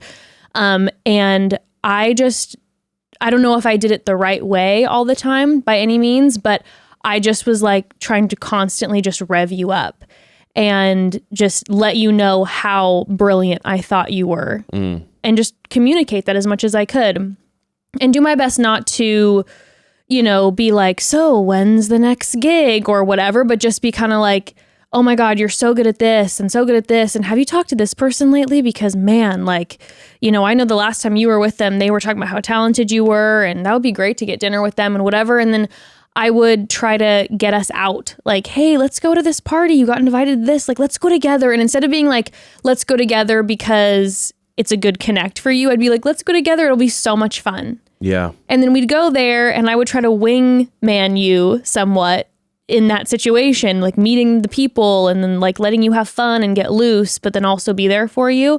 And I felt like that seemed to help. Yeah, 100%. And just like you said, trying not to focus on the what's next and did you get that call yet? Yeah. And asking that because you were already very in your head about all of those things and feeling like, oh my gosh, yes, I know I haven't gotten the call yet. I don't want to think about that. Or yes, I know I still have this job. I'm frustrated with it. I don't want to do it anymore. That I just tried to not talk about that and just talk about how good you were at all these other things and focus on having a fun life and doing what we could to go out and have fun and meet new people and just pump you full of juice. Like you were saying, mojo. Pump me full of juice. That's the new slogan of the show. Because I know that I needed that at a point in my life.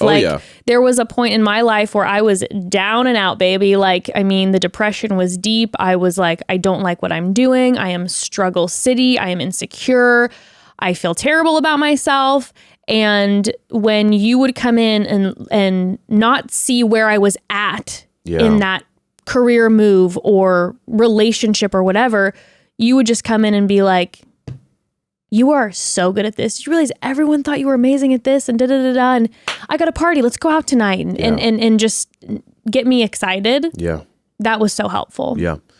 I think that's super Super true. You know, it's like a lot of times as partners, I don't think it's just the vibe that you're trying, like it really is a vibe. It's like create a vibe that makes that person feel, if you want to help your partner, I do feel like most of the time it's not like sit here and strategize. It's usually just like create a vibe so that the person can think clearly and believe in themselves, you know? Yeah. And also remember, don't put pressure on yourself to... No, you don't have to fix this. To be like, oh my gosh, I have to always make sure I'm in this great headspace. No, of course That's not your responsibility. You are a human being. You have your own struggles. But if you're like, okay, what's going to be helpful for him?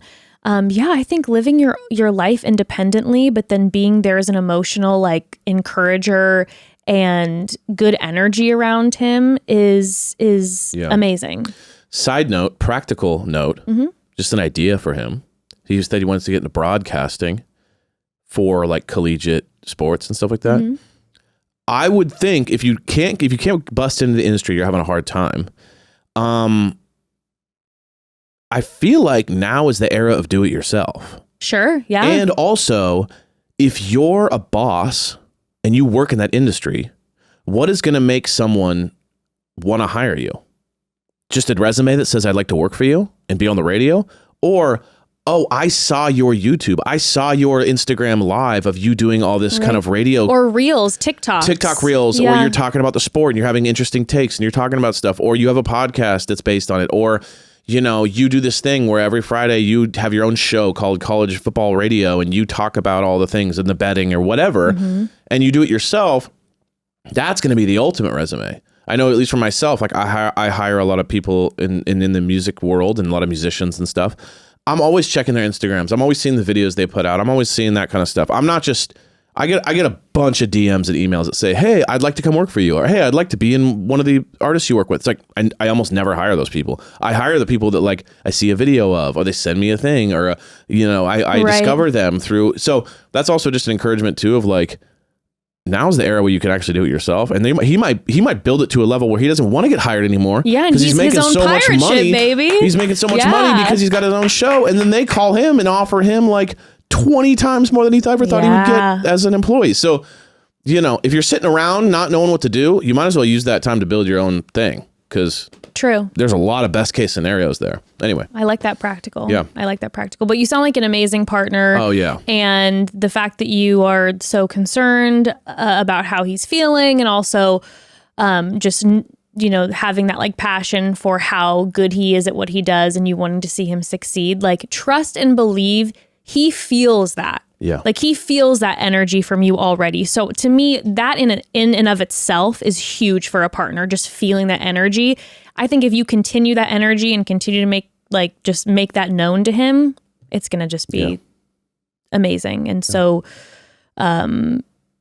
just beneficial for him and yeah. Awesome. Next. Hi, Jess and Evan. I am calling for advice on how to write my own wedding vows. My partner and I are getting married next month after about 5.5 years together. And we are very, very excited. But he is really into the idea of writing and reading our own vows to each other at the altar.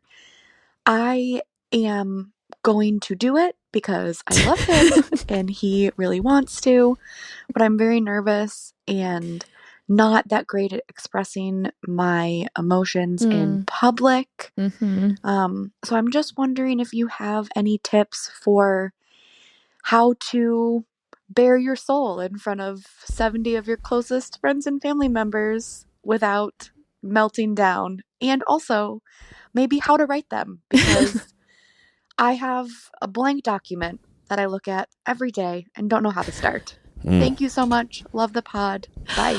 Love you. Okay. Can we 1 second? Give me 1 second. Yes. Okay. Oh my God, what are you doing right now? I'm really scared. For the love of God, please don't do what I think you're doing. Oh no. Oh my God.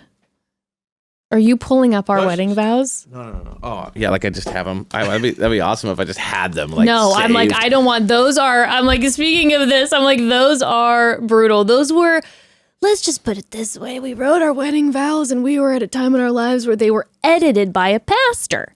And didn't say what I wanted to say in them. So wish I could go back and rewrite those. Let's say that her fiance's name's Chris. Does that work?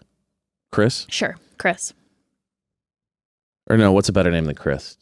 Chris is great. Okay. Christopher. Hold on, everyone. Hold on. And what is Christopher? Give me a couple of small things about Christopher. Loves to laugh. Mm-hmm. Cares about his friends and family. Okay, one more. Doesn't love anything more than a great hot dog. Okay.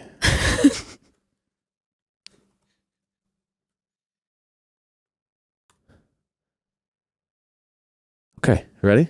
Uh-huh. I asked ChatGPT to write your wedding vows for you, okay? As I stand here today, I can't help but feel overwhelmed with gratitude, joy, and love. You are the person who brings light into my world, and the one that makes me laugh until my side hurts. Your sense of humor is infectious, and your laughter is music to my ears.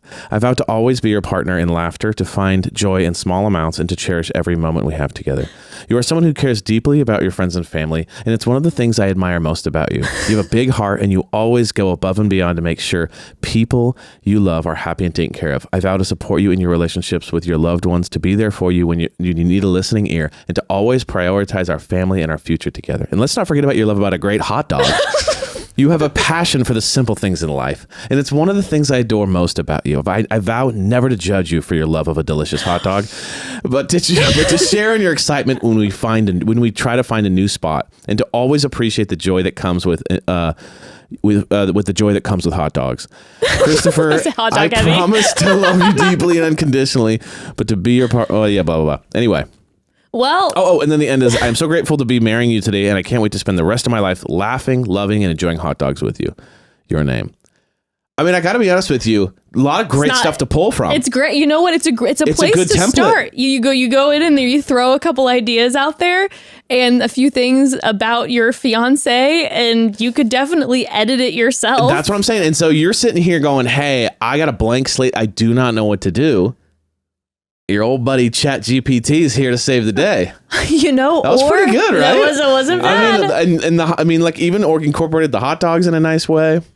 It's not bad. It's not a bad place to start from. And you know what? You could do the same thing with wedding vows from some of your favorite rom-coms. Just pull some lines and mix those all together. Yes. And then, and if anything, it'll inspire how you feel. Exactly. You know what I mean? And then because it gives you a place to start. That's always the hardest thing, is not knowing where to start. Yes. You're just like, I don't know how to start this, et cetera. Starting is the hardest thing. It's the hardest thing. And it is very gracious and loving of you to be willing to do this because your partner wants to, and because it means a lot to your partner. Yes. I was so nervous reading our vows. Yeah, I was nervous. By the way, I almost passed out during our wedding because I was locking my knees. I had forgotten to eat, and my bouquet was way too heavy, and no one took it from me, so I'm holding it the whole time. And it was a very long ceremony, so I was like shaking. By the time we got to the vows, I was like about to pass out and so nervous. I don't remember reading them at all. So just a bit of advice: if you don't use ChatGPT for your wedding vows, know this. Don't put pressure on yourself. Maybe your fiance is someone who is going to be able to write a sonnet of love for you, but that's who your fiance is. Who you are is someone who might feel a little nervous to express themselves in public in front of people. Mm-hmm. So don't put pressure on that. Just be yourself. Even if it's really short and simple and just a couple sentences. Oh, wow, that's between you and your fiance. You've got all these spectators. You could even do something like this. You could write a beautiful love letter to your fiance to have in their room before they walk down the aisle. Wow. Right? So so then you have this private moment together where you're letting your fiance know all of your amazing feelings, right? But then in public, you can have just something simple. Yeah. Mm-hmm. And I love the idea of pulling ideas from things because it helps inspire. Because I know I sat there for so long being like, oh my God, I have to make this amazing. You don't have to make it amazing. And if writing's a tough thing for you, it just starting is tough. So I would steal. Like I would honestly like, I don't mean in a bad way. I mean more like in just like a template or like a chat or something like that to where it's like you can at least just get some words on paper and then be like, okay, now I'm working. And then you can mix it up. Exactly. But like use something, even just like talk, you know, you might just want to be someone who just like records a voice note of how you feel about it. That's a great idea. That helps me a lot. So then you're just like, oh, you know, my favorite thing is this happened, and that's a good way to kind of start the process, you know? So don't just stare at a blank page. That's tough for anybody. Oh, 100%. You know? Yeah. So. Look up romantic monologues from movies, and that can help motivate. Like, maybe from the 1400s, so it sounds weird. You know? They're like, whoa, what is going on right now? Upon ye. What is happening? But honestly, like, I do feel really strongly about I feel very strongly about weddings because if I could go back, the wedding is about you and your fiance. Yes. And everyone's there as a guest to celebrate your love. Do not let the pressure of those people being around you and what they're going to think of your vows get to your head. Also, when was the last time you went to a wedding and you remembered their vows by dinner? You're just watching, honestly too, that's true, but you're just watching two people that you love looking at each other with love. Yeah. And that's the beautiful moment in it. So don't feel pressure. Again, you are who you are. Your fiance's who they are. Like they seem like, again, they wanted these vows. So maybe they're a very, passionate writer and that's going to be their thing. And maybe it's not yours and that's fine. Keep it short and sweet and simple. And then, like I said, you can write even a private letter to them separately if you feel more comfortable about that. And make sure you eat, okay? Make sure you eat at least an hour before you walk down the aisle. That will help your nerves, I promise. I know you're not going to want to eat because you feel nervous, but eat and you'll feel better because that can definitely affect the shakiness. I did the same one, but in the vibe of Shakespeare. Oh, okay. Oh, my dearest Christopher, how fair and bright thy countenance shines upon this auspicious day.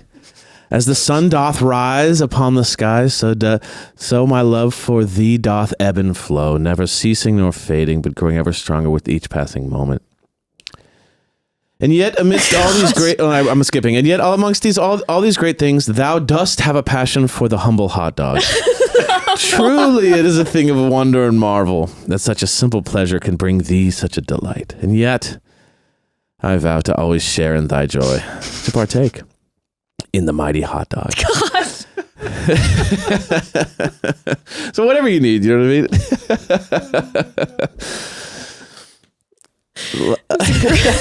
The humble yet mighty hot dog. The humble yet mighty hot dog. That is what this podcast is truly about. Well, it's going to be amazing. You are going to kill it. Savor in your day. Do your best not to worry about it. And just be you. Yeah. Enjoy. Enjoy. Soak it up. Okay, next. Yes. Next.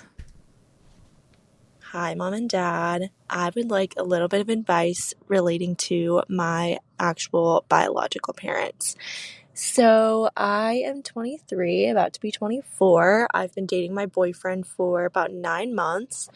And this is like the first person who I can really see like a true like future with. My parents really like this guy. However, last week I told them that we are moving in together. And my mom is very traditional Christian woman, so I was very nervous to tell them, and it went probably exactly how you would think it did. My mom was very upset and hasn't spoken to me in over a week.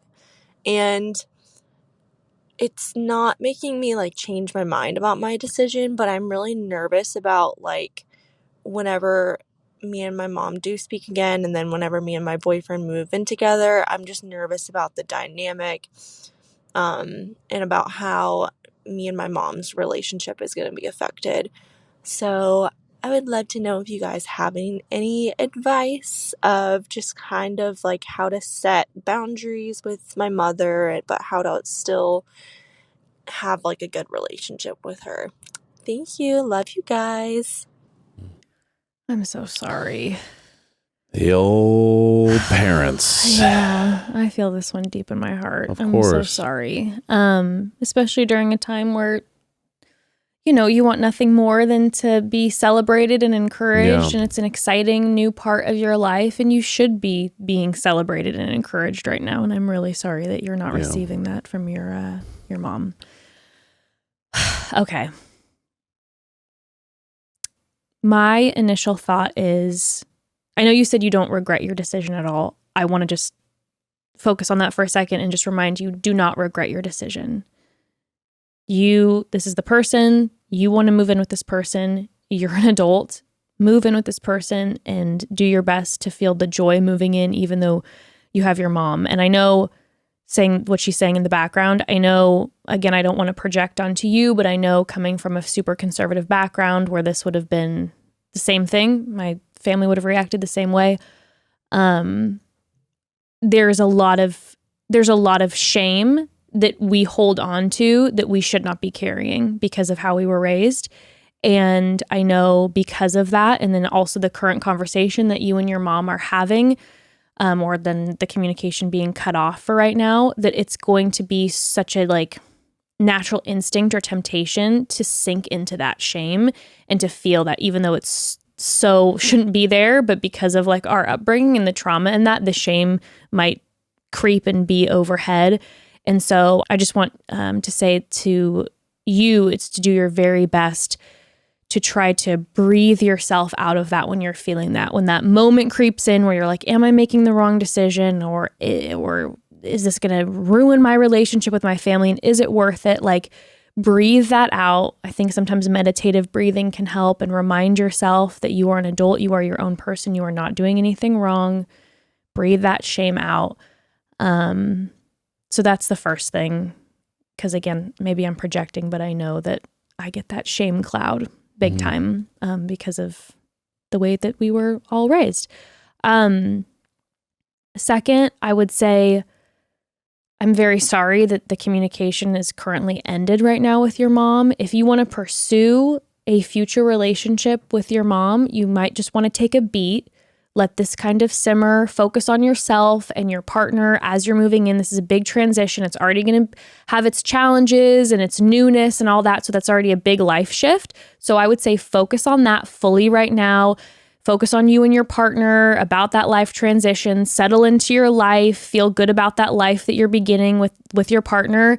And then if you want to, I would reach out to your mother and say, I love you. I'll always love you. I can't lie. Us not speaking, you feeling this way about my decisions is really hurting me. And I want to continue to have a relationship with you and see you and talk to you because I miss you. But if we're not going to be able to talk without you shaming me or coming for me, then I still need to take a step back from this right now. You know, I don't know if you're like, I'm in a space where I can handle her kind of coming at you. If you are, then that's your call. But I'm just saying for myself, I would probably say at this point in my life, I'd be like, hey, I miss you. I want to have a relationship with you. But clearly you and I have different beliefs, are on two different pages, and there should be a few topics that are tabled in our relationship. And when we see each other, we don't talk about this because clearly we're not going to agree. And so let's start there by just trying to remind each other how much we love each other and not go there. Yeah. And then see if she respects that. Let's just say she goes, okay, sounds good. Let's get together. Let's get coffee. Come over to the house. If she then disrespects that boundary that you put up, then you got to pull back and be like, no, not okay. I'm not going to be shamed for this. I have to take a step back. And I know it's a dance and it's really hard, but that would be my off the cuff thoughts. I think those are all amazing. You know, this is just, I do think that when you have conservative parents, this is more specifically to conservative parents. If you no longer share their view, this is kind of that moment. If you're not conservative, like a Christian, you know, that follows their viewpoints, there's always going to be a moment where things break a little bit. Yeah. Like you can't You know what I mean? It's such a strict way to live that if you don't follow the rule sets, that like there's going to be the time when you don't follow the rule sets anymore, or you break a chunk of the rules. And, this is maybe it for you. Maybe up until this point, you've been able to kind of be cool with them and straddle that line, and you haven't had any sort of anything public where they have to kind of see it, It's hard. It hurts on many levels. Mm-hmm. It hurts you. They're blinded by their rule sets. You're hurt by the fact that you're having to deal with your parents in this way, and that you're having to kind of like, because no child should feel that way. Exactly. My parents. And so I would look at this as like a Band-Aid that you're ripping off a little bit of like, it hurts. It's going to sting. It's going to be a little bit of a wound exposed going through this. But I think once you push through, you're going to get up on the other side of this and realize that like, you're going to have boundaries that you never had before. You're going to be able to protect yourself a little bit better than you were before. You will be able to kind of see how your parents react when you don't do exactly what they want, which is a very showing of people when you don't follow their rules, how they react to you. Then next time there's a thing, you can kind of know what's coming a little bit and know how to protect yourself. And, so I know it's painful now, but just look at this as like a growth in the right direction for you. And that you are not responsible for your parents' feelings. Mm-hmm. That's not your job, is to make sure your mom and dad don't get mad at you. You're in your 20s, you're an adult. That day's over. You got to live your life, And if they make you feel bad for how you're living your life as an adult, then they need to learn boundaries, and they need to learn that's not their place. And so you living your life however you want to live it is the best way to do that. Mm-hmm. It's going to suck. Just know that it's going to suck. Yeah, you're already experiencing the suck. But it'll make you stronger. If you're intentional about how you're handling this, don't let it make you resentful over too much, because then you can get caught in the same thing, and then you're going back and forth. Make it like this is you leveling up. You know what I mean? This is you leveling up, making your own decisions, and it's going to make you stronger. Yeah. So I'm sorry that's happening though. I'm so sorry. Believe me, it's it's a triggering thing to talk about for sure. But now that I look at myself as an adult, and I look at myself with my child and Jess and Lee, I don't know. It just makes me feel like there was a lot of pain involved, but now I'm able to be my own self, you know? I'll say we walked through a lot of really similar situations. Sure. And it really, really, really fucking hurt for a while. But I can look back confidently, and I feel the opposite of regret. Yeah. That we made the decisions we made, told people in our lives the things we said, pulled away when we needed to. And it still does sting. Like, talking about it stings. But it was the best thing for us. Yeah. And it's kind of that moment where you realize, like, oh yeah, mom and dad are wrong. Mm-hmm. And this is what's best for me. Yeah. And making that decision is, especially when it's not supported and it's shamed, is like so painful. But it's going to be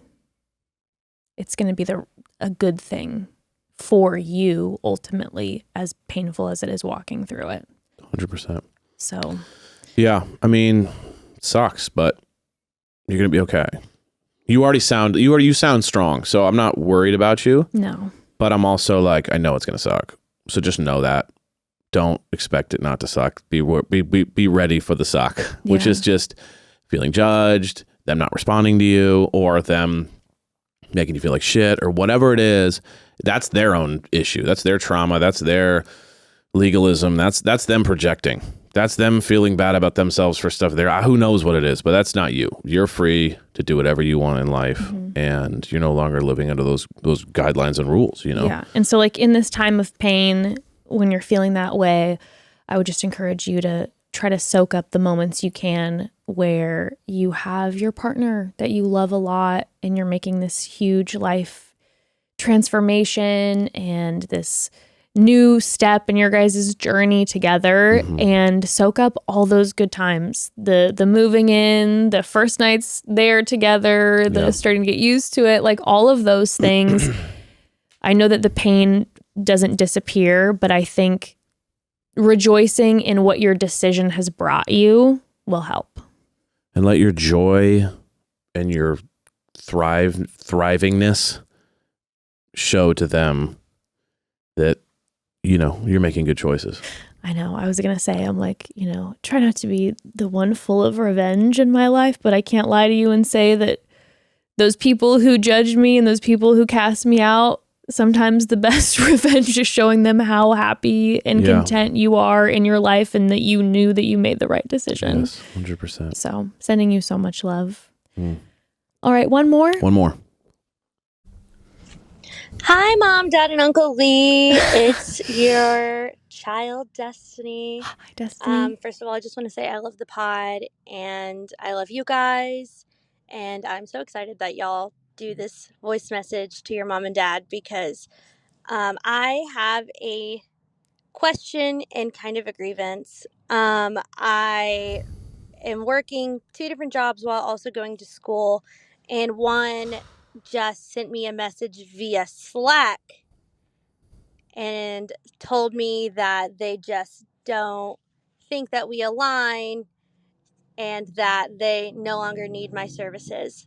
And so basically I got fired via Slack. And so I just really am feeling kind of discouraged on just everything, I guess.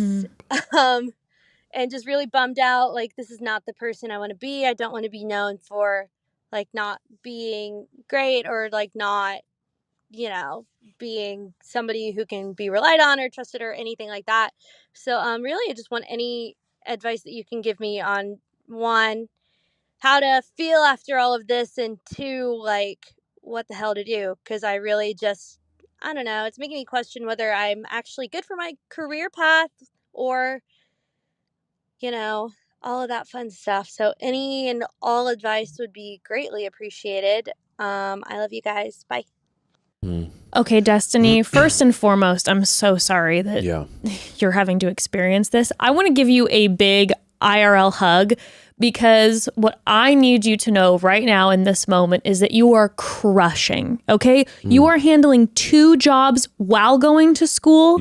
That is so much. That's a lot. Like, for any human being, that is so much. So the fact that you're now having these feelings and emotions where you're feeling like you're not good enough or whatever, I know it feels impossible, but I need you to do your best to just try to shake that shit off and realize who you are and know your value because you're crushing it, okay?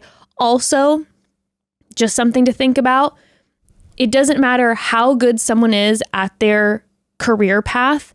The biggest names and most famous people in the world have gotten fired and been turned down and said no to. Yeah. Like, that's the classic story. Whenever you know, hear all the documentaries or watch all this about like the biggest names in the world, it was always like, I got fired, I got told no a million times. So if you're having this moment where you're questioning, like, am I not good enough? Is this not the right career path for me? If you're feeling in your spirit like, I don't want to do this career path, that's another thing. But if you're feeling like you're not good enough, do everything you can to just know your value and know you're amazing.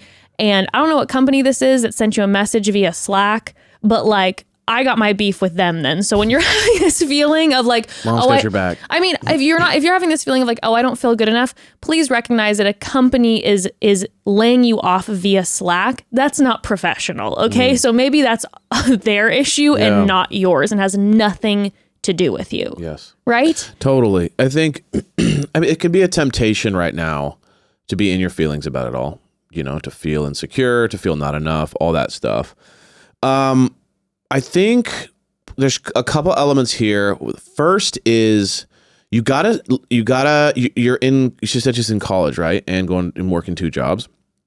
So you're new to the game. You're new to figuring out yourself. You're new to figuring out how it works, how you work, this whole thing.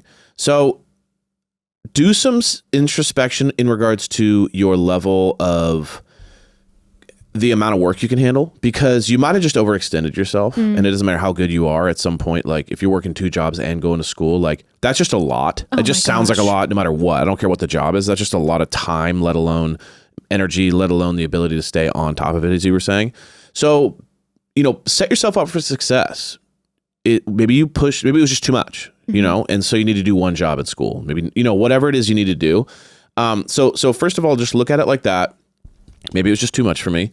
And there's no harm in that. I have to do that all the time where I want to say yes to certain things, but I know it'll put me over the edge and I won't be able to do the work well. So I have to make the tough calls and be like, no. Trust and believe what you're doing. There's no way I could handle that. Yeah. I got one zone at a time. Like that's I a couldn't lot, do all you know? of that. So don't feel bad. You clearly are kind of an overachiever and you actually probably find a lot of pride in that. And so this is kind of a hurt to your ego because you're like, wait, I've always been this amazing student and this person and I'm able to accomplish all this. Maybe this is just a moment for you to kind of track. Okay, I've kind of pushed myself too far.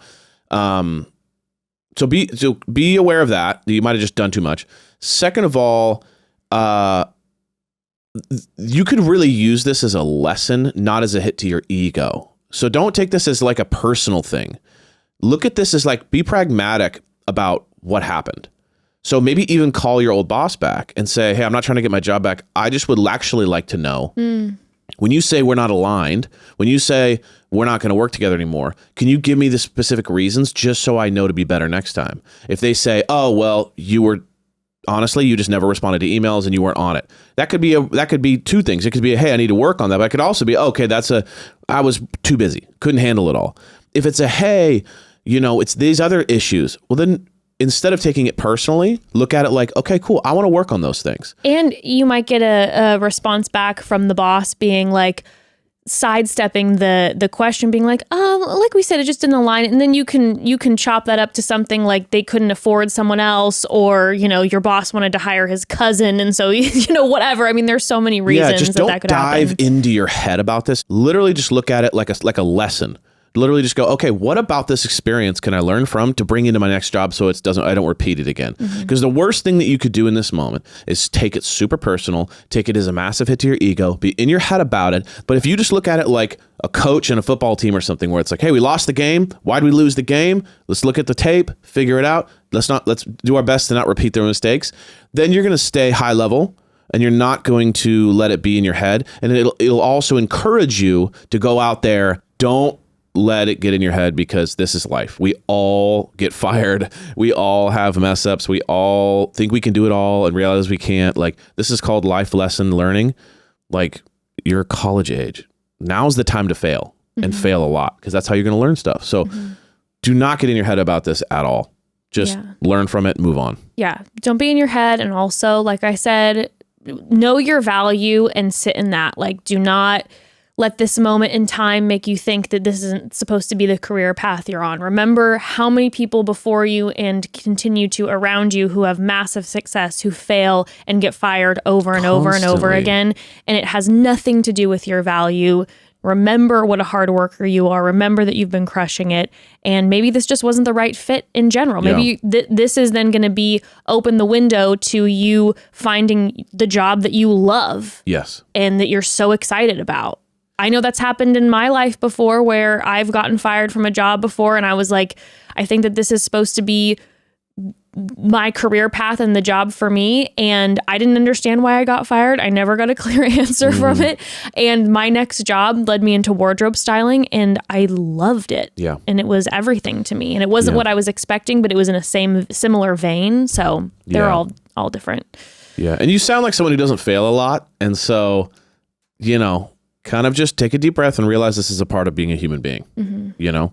So you're going to be totally fine. You're already way ahead of where I was, where most people are working 2 jobs, going to school. You're already like a crazy overachiever. So give yourself a moment, give yourself a breath, learn from it, move on. This is not a personal thing. Yeah. And we're sending you so much love. You're going to be fine. You're already killing it. You're crushing it. You've got this. Know your value. Yes. We love you, Destiny. Love you. Sending you so much love and sending the energy for the best job in your future that brings all the joy and satisfaction. All right, family. We love you guys. Well, we love you all, and we'll talk on Friday. Yeah, we'll see you in a couple days. Yeah, sounds good. Don't go anywhere. Don't go anywhere. All right. Bye, fam. Love you guys. Bye.